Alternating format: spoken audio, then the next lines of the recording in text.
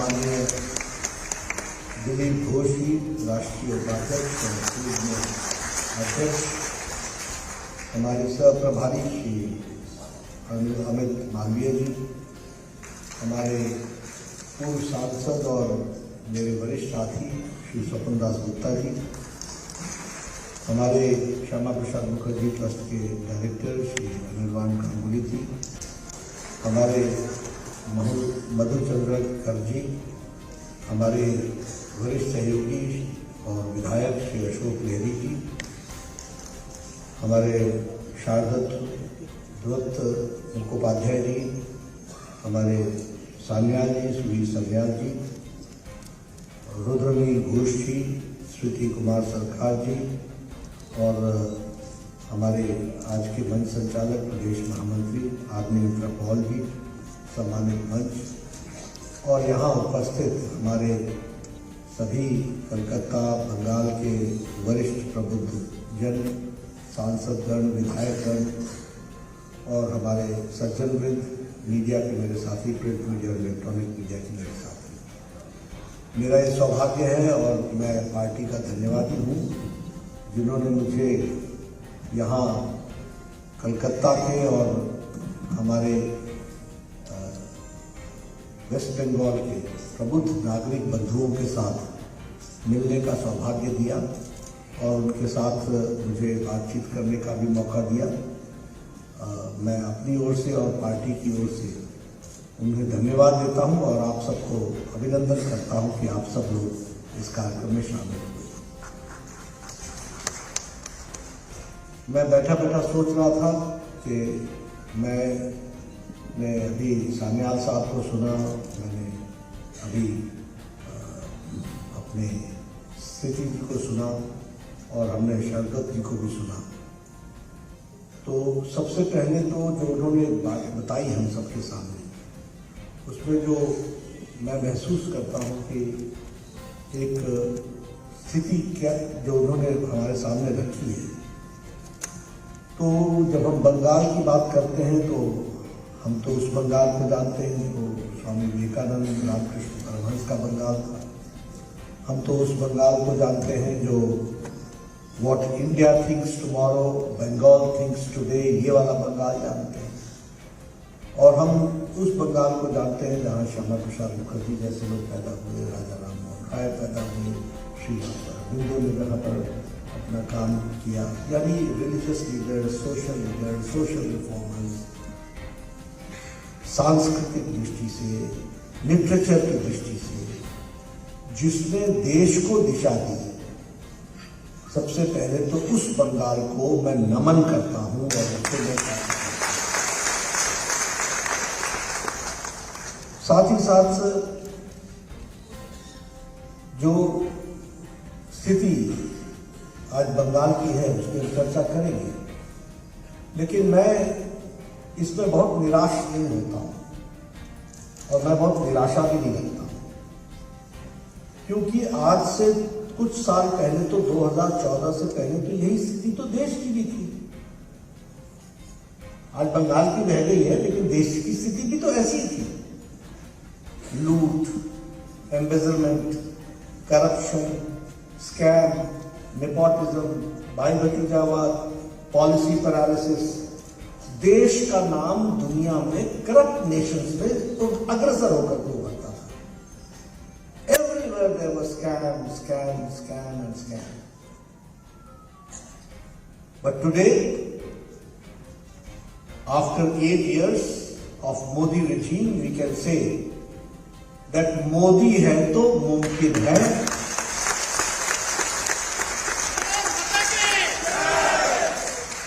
और इसलिए आज पॉलिसी पर पैरालिसिस नहीं है, आज है रिफॉर्म, परफॉर्म एंड इन्फॉर्म।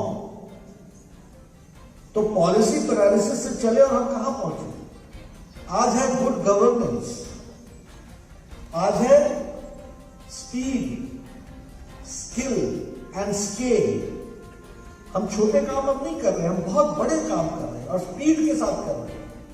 तो इसलिए जब लोग देश मुझसे बोलते हैं कि देश बदल रहा है, तो मैं कह रहा हूं बदल रहा नहीं है, देश बदल गया है। आंकड़े इस बात को साबित करते हैं। इसलिए मैं इस कंटेक्स्ट में बंगाल के बारे में भी हतोत्साहित नहीं होता हूं। देर है, अंधेर नहीं। देरी हो सकती है तो थोड़ा सा समय लगेगा, लेकिन यहां भी परिवर्तन आएगा। देखिए देश में क्या परिवर्तन आया, और मैंने कल भी अपने स्टेट एग्जीक्यूटिव की मीटिंग में उसको कहा। Prime minister Modi has brought a new culture to the political working. राजनीति की संस्कृति बदल गई है। Previously it was a culture of वंशवाद, डायनेस्टिक रूट्स, परिवारवाद, जातिवाद, पंथवाद, धर्म के आधार पर राजनीति करो, परिवार के आधार पर राजनीति करो, धर्म जाति के आधार पर राजनीति करो, अपीजमेंट, तुष्टीकरण को, ये ऑर्डर ऑफ द डे था। लेकिन मोदी जी ने इसको चैलेंज करते हुए विकासवाद को और समाज को सर्वस्पर्शी और सर्वसमावेशी, यानी for every person and everybody's participation, इसके साथ लेकर के विकासवाद को आगे बढ़ा दिया, और वही विकासवाद का कल्चर आ गया। आज इलेक्शंस में लोगों को अपने रिपोर्ट कार्ड लेकर के आना पड़ रहा है। इससे पहले कौन इलेक्शन में रिपोर्ट कार्ड लेके आता था? जाति का नाम फूका, बिगुल बजाया, चलते बने। धर्म के नाम पर चुनाव लड़ लिया, इलाकावाद के नाम पर चुनाव लड़ लिया। आज गांव, विलेज, गरीब, poor, marginal section of the society, गांव, गरीब, वंचित, पीड़ित, शोषित, दलित, आदिवासी, महिला, युवा, इनका सशक्तिकरण, इनका एम्पावरमेंट, इस काम को आदरणीय प्रधानमंत्री मोदी जी के नेतृत्व में आज चल रहा है। और इसलिए हम कह सकते हैं कि इंडिया अब आत्मसम्मान के साथ आत्मनिर्भर भारत बन चुका है, और आत्मनिर्भर भारत की ओर चल रहा है। इस बात को भी हमको याद रखना है। गरीबी उन्मूलन, पॉवर्टी को हटाना, यह हमारा लक्ष्य रहा है, और एम्पावरमेंट इस बात के लिए हमने होगा। और इसके साथ साथ टेररिज्म को दुनिया में भी अलग थलग करना, और देश में भी टेररिज्म का जीरो टॉलरेंस रखना, यह भी हमको ध्यान रखना चाहिए। यह भी पहले स्कीम्स कागजों पर आती थी और कागजों में चली जाती थी।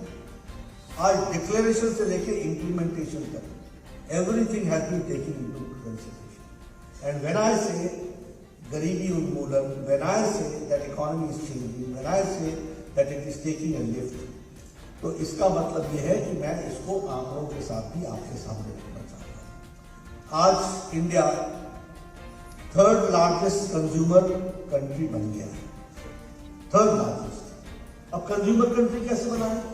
परचेजिंग कैपेसिटी है तब बना है ना। अगर परचेजिंग कैपेसिटी नहीं हो तो कंज्यूमर कंट्री कैसे बनेगा? उसी तरीके से हमारा अब स्ट्रॉन्ग मैन्युफैक्चरिंग इकोसिस्टम डेवलप हो गया है। $500 बिलियन का मैन्युफैक्चर लास्ट फिस्कल ईयर में भारत ने किया है। बात करते हैं it's one of the major exporters manufacturing sector में। इसको भी हमको ध्यान में रखना चाहिए। हम रिटेल के ग्रोथ में second largest in the world हो गए हैं, और हमारी FDI फॉरेन डायरेक्ट इन्वेस्टमेंट जो है वो $84 बिलियन हो गया है। हमारे रिजर्व जो थे, जो $300 बिलियन थे, आज वो $600 प्लस चले गए हैं। ये भी हमको ध्यान रखना है। तो कंट्री की एक सिचुएशन जितनी थी उससे हम कितने बदल गए हैं, इसको भी हमको ध्यान रखना है। And many reforms have taken place. One nation, one tax, one GST। अब हमसे कई लोग बोलते थे, मैं तो फील्ड का आदमी हूं, कि GST से क्या फर्क पड़ेगा। अब बस बिकॉज ऑफ GST के इम्पैक्ट यही नहीं है कि सिर्फ उसका कलेक्शन रहा, फील्ड पर भी उसका इम्पैक्ट आया, हर एक दृष्टि से उसका इम्पैक्ट आया। उसी तरीके से one nation one grid, one nation one mobility card, one nation one ration card. Now you can understand when a poor laborer goes from this place and works in Mumbai, and he comes from Hooghly, and from Hooghly he has a ration card, and he gets there in one of the slums, staying there, he gets his ration because of one nation, one ration card. This is the difference with the poor को महसूस होता है। तो देश के बदलने की दृष्टि से अगर हम देखें तो बहुत परिवर्तन हुआ है। और अगर हम कहें तो ब्रॉडबैंड यूजर्स जो थे वो 6.5 करोड़ थे 2014 में, now the users are 78 crore. तो आप समझिए कि एक मिडिल क्लास व्यक्ति के लिए और कॉमन मैन के लिए डेवलपमेंट का कितना बड़ा इम्पैक्ट है, वो भी हमको समझना चाहिए। पंचायत जो ऑप्टिकल फाइबर से जुड़ी हुई थी, panchayat, their number in 2014 was 100. Now the number is 2,50,000 ग्राम पंचायत है कनेक्टेड विद ऑप्टिकल फाइबर। यानी कॉमन सर्विस सेंटर वहां चल रहा है, एक कॉमन मैन को वहां पर सारी फैसिलिटीज मिल रही है। और आपको जानकर के खुशी होगी कि वर्ल्ड का 40% of the digital transaction is taking place in India. आज डिजिटल ट्रांजैक्शन, जो कांग्रेस के पॉलिसी पैरालिसिस के लोग बोलते थे कि डिजिटल ट्रांजैक्शन कैसे होगा, इंटरनेट नहीं चलता, फलाना नहीं चलता, ढमकाना नहीं चलता, आज देश में सब्जी वाला भी पेमेंट जो है वो डिजिटली लेने लग गया है। ये फर्क है, इसको भी हमको समझना होगा। This is the end 40% of the people are there, जिसको हमको समझना है। उसी तरीके से आपको जानकर के खुशी होगी, जब राजीव गांधी बोलते थे कि 1 रुपया भेजता हूं और 85 पैसे बीच में बिचौलिए ले जाते हैं, today 22 lakh crore has been transferred for welfare schemes in various welfare schemes. 22 lakh crores have been transferred digitally and वो सीधे उनके खाते में गया है। ये बदलता भारत है। 22 लाख करोड़ रुपए।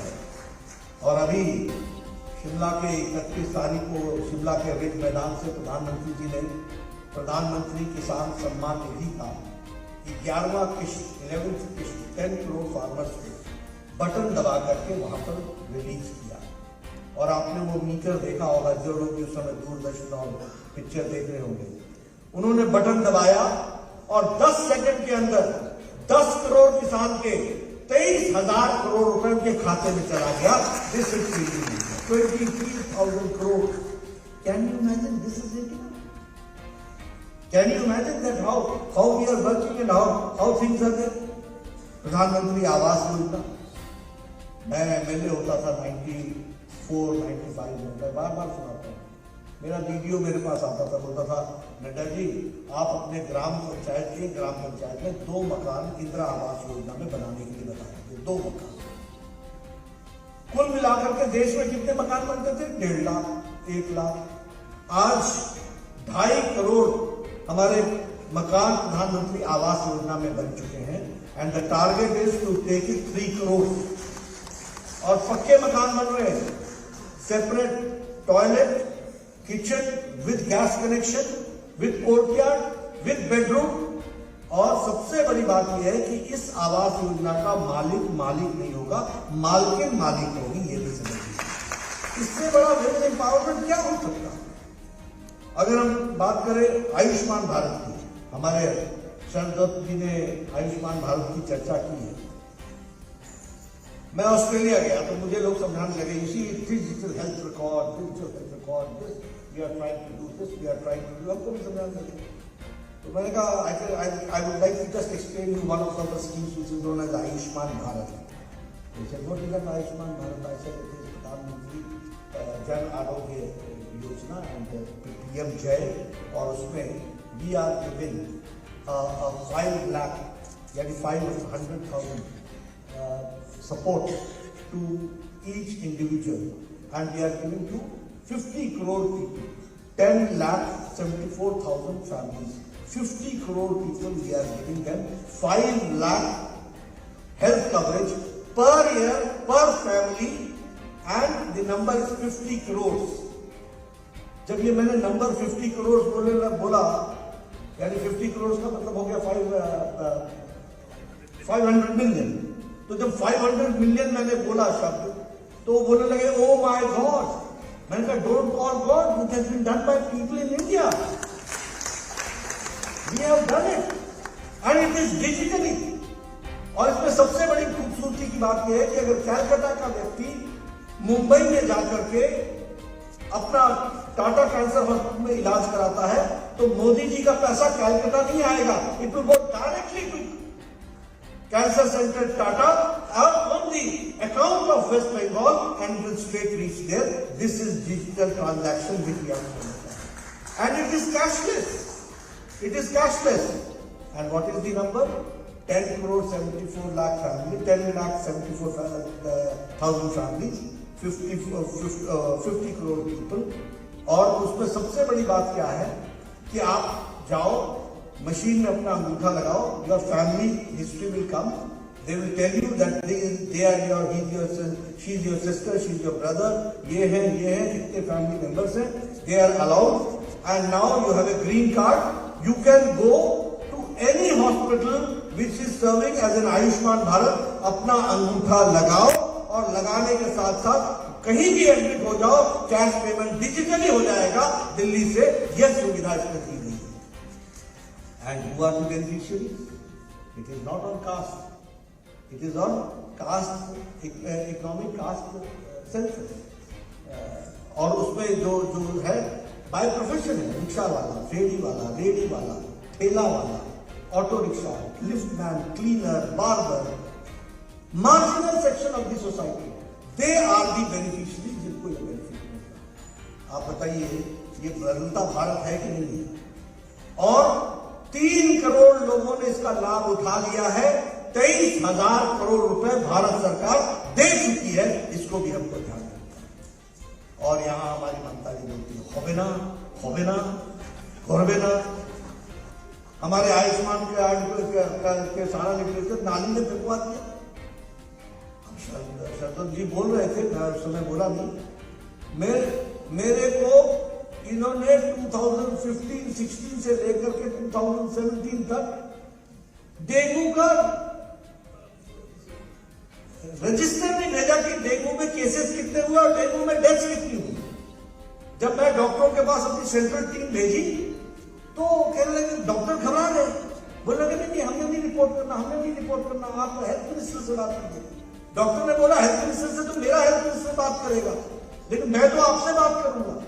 सी दी फ्लाइट ऑफ वेस्ट बंगाल कहां लाके खड़ा किया होगा, where people are dying of dengue and the doctors are being threatened that you are not allowed to report as dengue case in the death cases. This is humanity.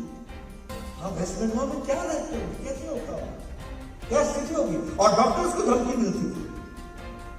इसलिए मैंने कहा देर है अंधेर नहीं, समय बदलेगा, यहां भी आयुष्मान भारत भी आएगा और केसेस भी रिपोर्ट होंगे, क्योंकि हमको ध्यान रखना। हमने कभी सोचा था कि अटल पेंशन योजना फार्मर्स को लगेगी और लेबरर्स को लगेगी। आज 3,000 रुपीज फार्मर्स को लग रही है और 2 करोड़ लोगों को पेंशन लग गई है। आपके यहाँ 17 लाख लोगों को वेस्ट बंगाल में भी अटल पेंशन, 12 करोड़ लोगों को प्रधानमंत्री जीवन ज्योति बीमा योजना मिला और वेस्ट बंगाल में 76 लाख पीपल आ गए और 28 करोड़ प्रधानमंत्री सुरक्षा बीमा योजना मिल रहा है, जो कि एक अपने आप में एक रिकॉर्ड है। अब आप बताइए 28 और 12 40 करोड़ लोगों को सोशल सिक्योरिटी के दायरे में लाने का काम प्रधानमंत्री ने किया। और ये कौन लोग है? Marginal section of the society. ये कौन लोग हैं जो 133 रुपए साल का लेकर के ये they are taking the benefit? ये कौन लोग हैं जो 1 रुपए महीने का लेकर के they are taking the benefit? तो यह भी हमको समझना चाहिए। मैं वैक्सीनेशन के बारे में जरूर बोलना चाहूँगा, क्योंकि चीजें बहुत समझ में आती है, इतना मालूम नहीं। अब मुझे if I am correct, you correct me, यहाँ पर बैठे लोग, when I was the health minister I came to visit one of the hospitals, so I was told that malaria ka some American or some foreign doctor had done the research here only, and उसका वहाँ पर आप करेंगे। This is medical college. This is the history of West Bengal, malaria. लेकिन की दवा को पहुंचने में 28 years लगे। इस देश में चिकन पॉक्स की दवा को पहुंचने में 27 डेज लगे। इस देश में पल्स पोलियो का ड्रॉप पहुंचने में 29 इयर्स लगे। इस देश में जापानीज इंसेफ्लाइटिस की दवा पहुंचने में 100 इयर्स लग गए। 1906 में जापानीज इंसेफ्लाइटिस की दवा बन गई थी और भारत में आई है 2006 में, when Yogi became the member parliament from Gorakhpur, देन वो दवा पहुंची गोरखपुर। ये भी हमको समझना चाहिए, यानी हमारे देश का हाल क्या था। और वैक्सीनेशन की जब मैं बात करता हूं, मुझे याद है when I was the health minister, मैं ये इस पर काम कर रहा था कि हम डिजिटली और how to manage the cold chain, ये कोल्ड चेन को हम कैसे मैनेज करेंगे ताकि हमारा इंजेक्शन पहुंचे, और इसका बहुत बड़ा लाभ हुआ। आज आपको जानकर के खुशी होगी, 20 जनवरी को फर्स्ट केस रिपोर्ट हुआ था कोरोना का 2020 के अप्रैल में प्रधानमंत्री जी ने टास्क फोर्स बैठाया। 2020 के अक्टूबर में उन्होंने ट्रायल्स की मंजूरी दी और 2021 के जनवरी में वैक्सीनेशन प्रारंभ हो गया एंड दुनिया का largest and the fastest vaccination programme started in India. और हमने एक नहीं 9 महीने के अंदर 2 वैक्सीन प्रोड्यूस की and today 200 crore doses have been administered. ये जो आप बिना मास्क के बैठे हैं और बड़े नजदीक बैठे हैं, ये सुरक्षा कवच मोदी जी ने दी है, यह भी हमको ध्यान रखना है। और यह भी ध्यान में रखना चाहिए कि ममता जी ने इस वैक्सीनेशन प्रोग्राम के बारे में क्या बोला था, इसका ट्रायल नहीं हुआ है, इसका ये नहीं हुआ है, गड़बड़ हो जाएगा। अपने वैक्सीनेशन लगा लिया, बाकी के लिए गड़बड़ हो जाएगा। 3 लगा, अपने 3 लगा लिया और दूसरों के लिए गड़बड़ हो जाएगा। ये क्या गुमराह करने का तरीका। और इंडिया कहता है मोदी जी के नेतृत्व में कि हम वैक्सीन लेते नहीं हैं, हम वैक्सीन देते हैं, दुनिया को देते हैं।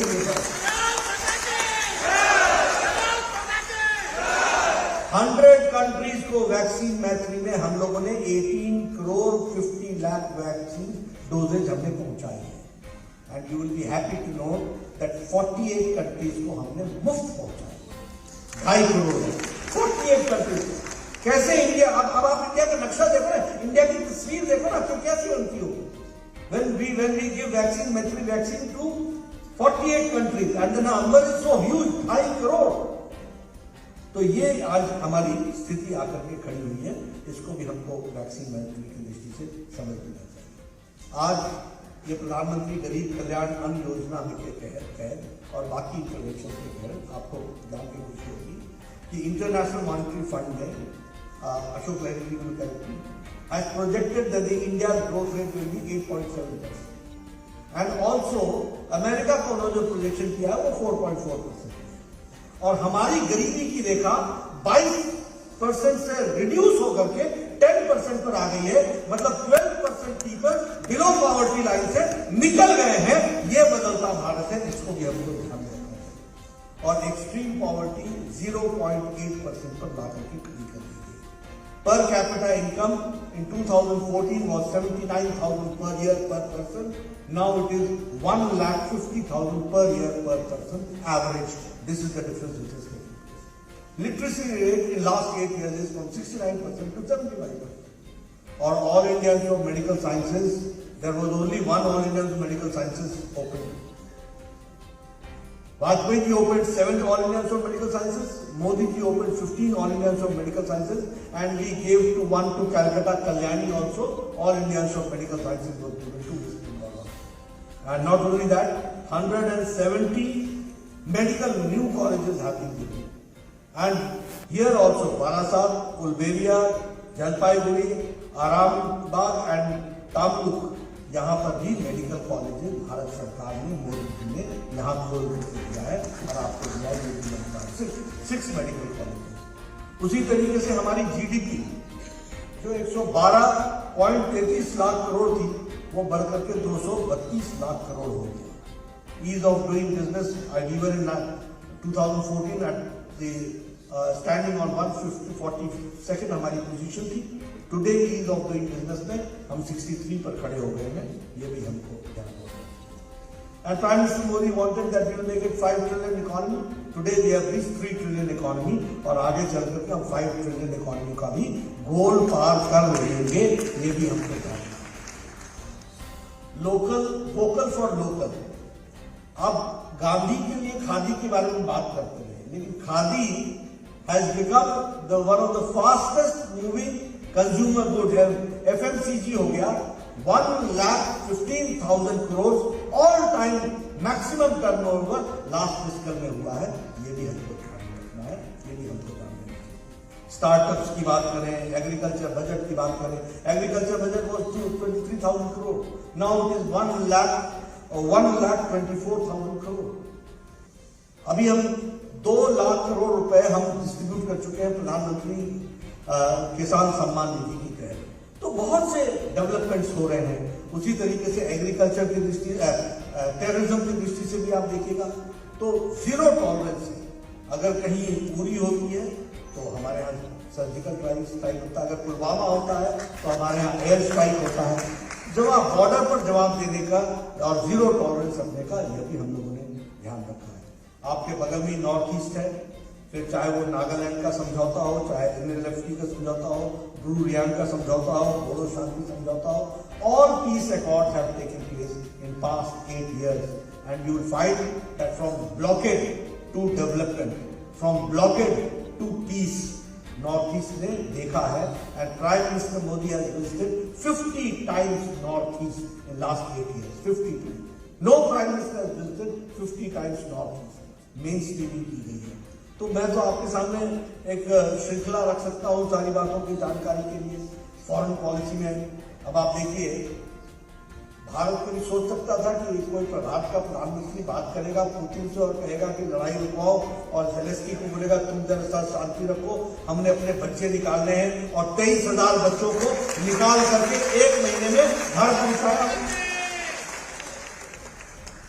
कोई विश्वास कर सकता है कि बाइडेन से भी बात होती है और रशिया से भी बात होती है, ईरान से भी बात होती है, सऊदी अरेबिया से भी बात होती है। कोई सोच सकता है फिलिस्तीन से भी बात होती है, इजराइल से भी बात होती है, और बराबर के टर्म्स पर होती है।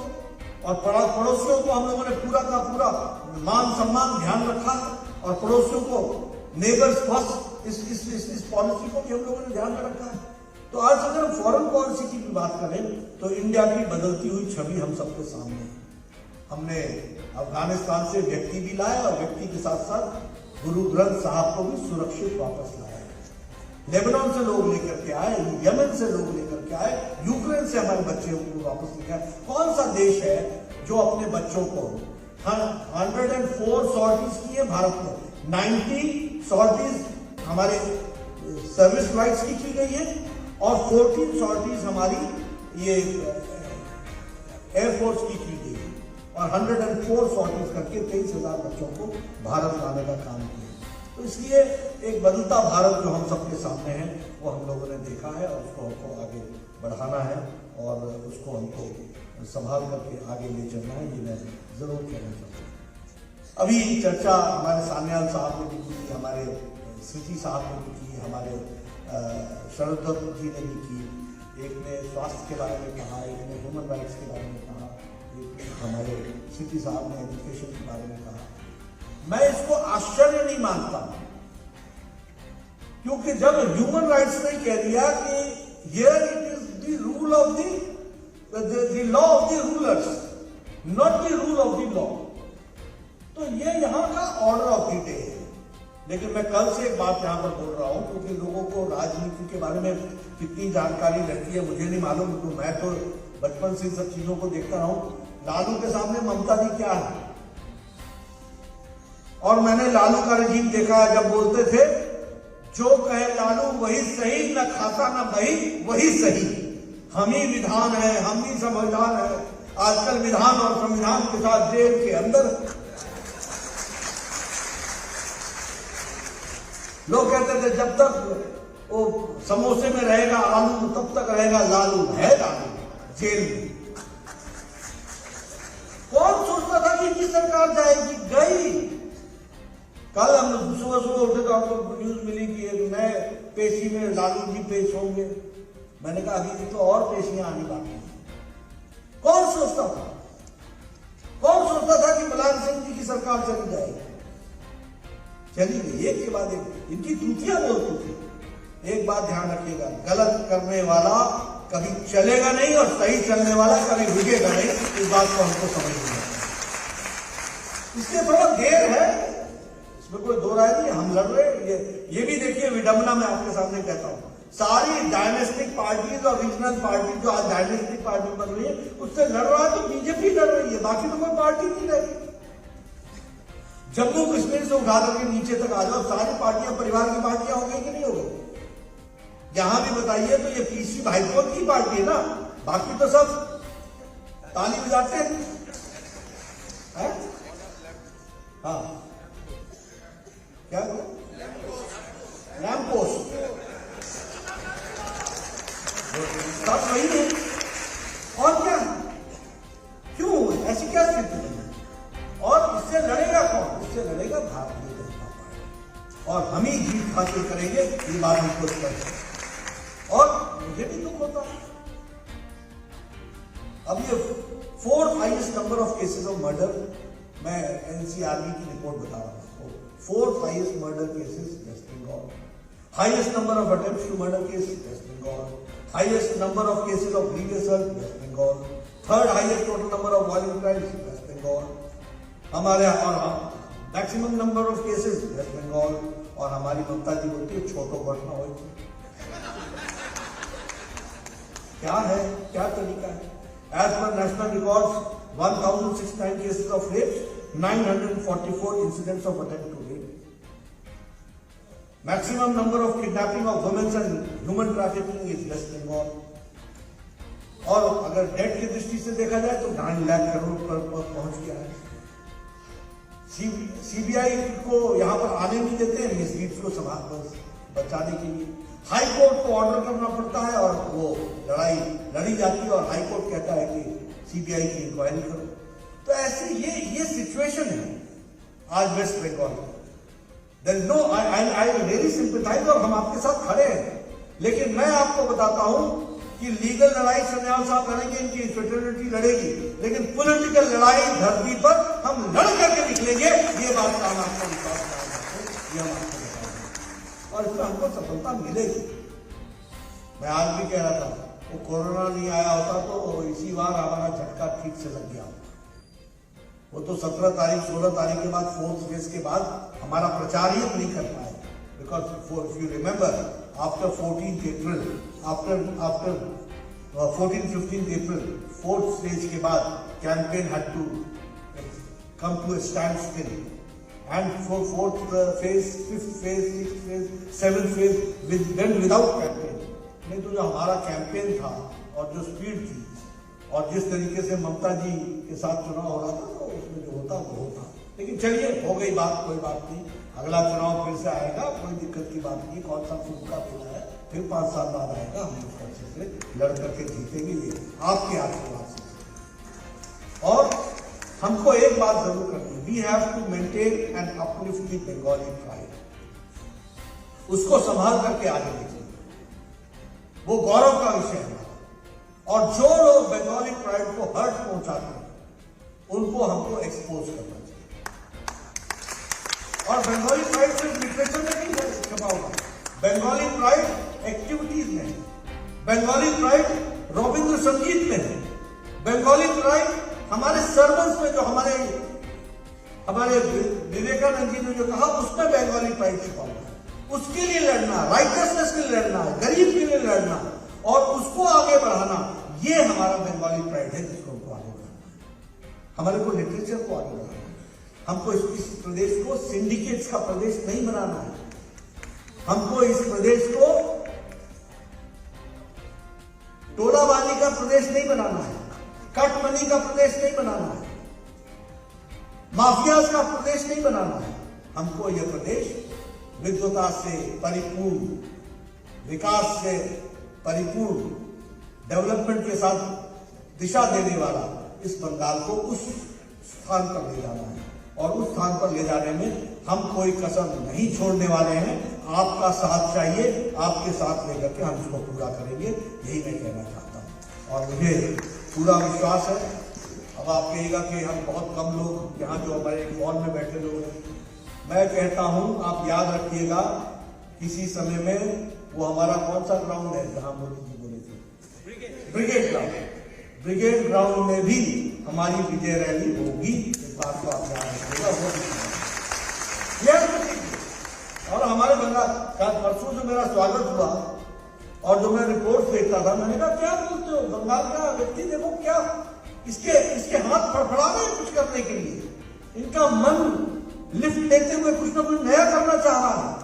ये तंग है इस तोलाबाजी, कटमनी, माफिया, ये स्टेट स्पॉन्सर्ड टेररिज्म, ये पुलिस एक मूक दर्शक, ये ज्यादा दिन नहीं चलेगा। और इंडिया और Indian society is always a living society. It reacts at the right time and give the right reply, that we have to understand and we should be given. So I understand your sentiments and I respect your sentiments. तो मैं इस बात को कहना चाहता हूं कि लेकिन we will fight it out politically.